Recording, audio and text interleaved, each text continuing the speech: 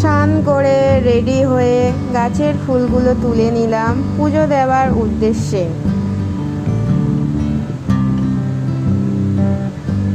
বের হয়ে পড়লাম। আজ চলে এসেছি রাজপুরের অত্যন্ত জনপ্রিয় বিপত্তারিণী চণ্ডীবাড়ি মন্দির পূজার স্থান, যা অবস্থিত সোনারপুর রাজপুরে।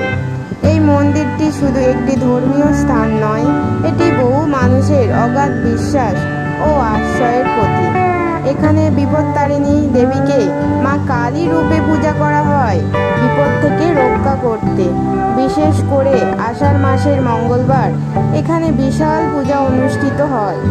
হাজার হাজার ভক্ত আসেন এখানে মানত করতে। মন্দির খোলা থাকে সকাল 6টা থেকে বেলা 11টা, দুপুর 2:30 থেকে বিকেল 5:30 পর্যন্ত। তাছাড়াও এই মন্দিরে মায়ের মূর্তি ছাড়াও আছে দেবী দুর্গা এবং মন্দির প্রতিষ্ঠাতা আরও বিভিন্ন দেবদেবীর মূর্তি।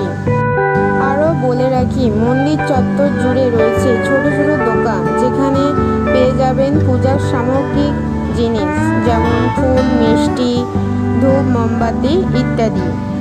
আর হ্যাঁ, মায়ের জন্য মালা মাকে পরাতে দেয় না, ধূপ মোমবাতিও জ্বালাতে দেয় না।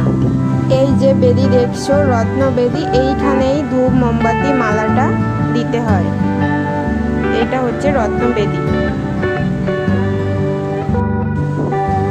আর এই যে গাড়িটা নিয়ে গেছিলাম, তো ভাবলাম কি পুজো দিয়েই নিই গাড়িটাকে।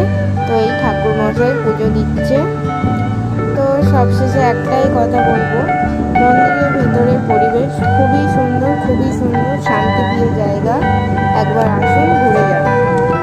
শিয়ালদা থেকে আসলে সোনারপুর স্টেশনে নেমে অটো ধরলেই রাজপুরের যে কাউকে জিজ্ঞাসা করলেই